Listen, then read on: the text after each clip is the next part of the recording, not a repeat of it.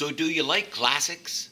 Come on, who doesn't like classics? Well, right now I got two, count them, two classic physics experiments. You'll see these anytime you take pretty much any decently thorough physics course that includes waves and the nature of light. So let's just look at these two experiments, okay?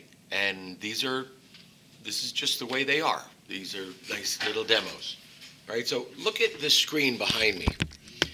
This is known as a ripple tank. And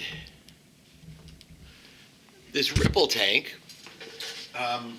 is a projection. On the surface of the tank is water, and there's two little probes that are in phase with each other, and they're making ripples. So you have two sources of ripples, and I think you can see that. They're just off the screen, two sources of ripples here. Now those ripples are interfering with each other, right? So these two ripples, they're in phase, they're both the same wavelength, they are interfering with each other. Now, it's a little hard to see on the camera, I'm sure, but if you look, and I'll draw these areas here, these are areas where we really see no motion on the surface of the water. I hope you can see that. So why are we not seeing motion? Well, first of all, what's causing the ripples to appear there? Let's think about that just for a second, okay? What's causing those ripples? On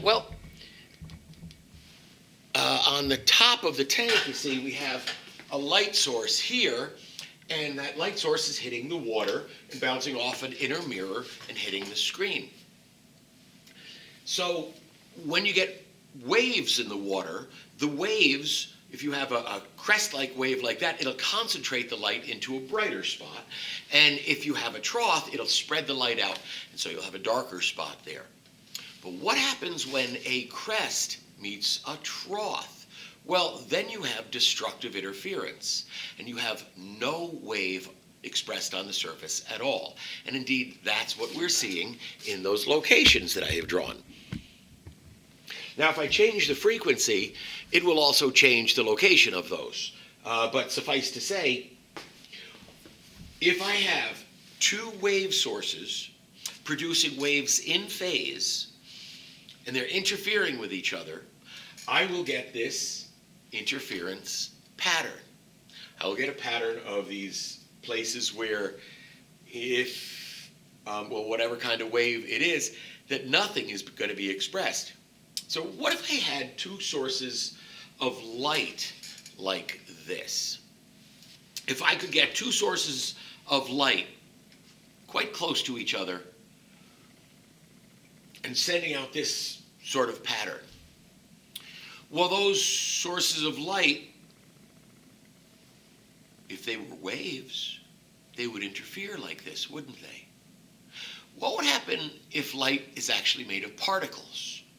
Well, if you shone light, or if light was coming out of two slits and it's made of particles, would it interfere? Do two BBs hit each other and disappear? I don't think so.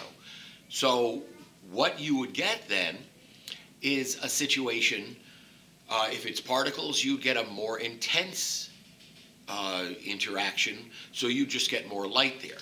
If you were looking at waves interacting, however, you'd get an entirely different thing than that. You'd get places where the light was canceling out.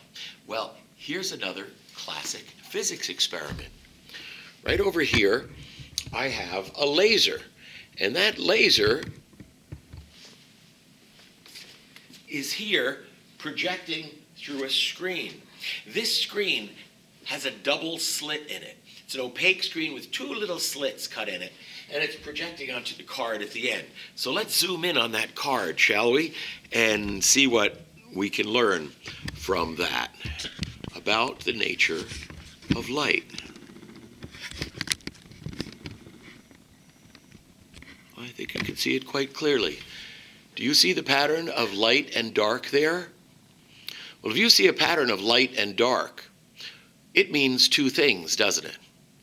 It means light cannot be made of BBs. That wouldn't make sense. This experiment clearly shows that light cannot be made of BBs because BBs would not interfere with each other and disappear. Light must be made of waves. That's the second conclusion. Light must be made of waves because these waves clearly do interfere with each other and cause cancellation. And that, ladies and gentlemen, is another classic physics experiment. So you had count them, two physics experiments that were absolute classics here. In the first, we showed what happens when waves interfere and they cause cancellation. Indeed, when waves interfere, they also they express themselves in bigger waves. If I'm out kayaking and I have simultaneously two boats pass maybe 100 feet off each side of me at the same time, two boats pass, well, what's going to happen in a short time? Very short time, huge waves are going to show up right where I am because I'm going to have destructive interference.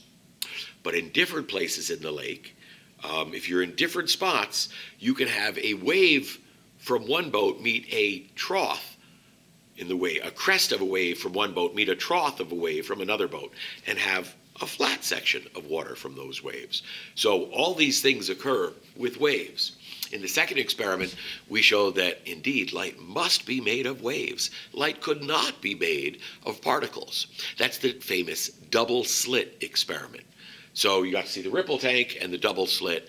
Man, I hope that made your day. Thanks for watching. Bye-bye.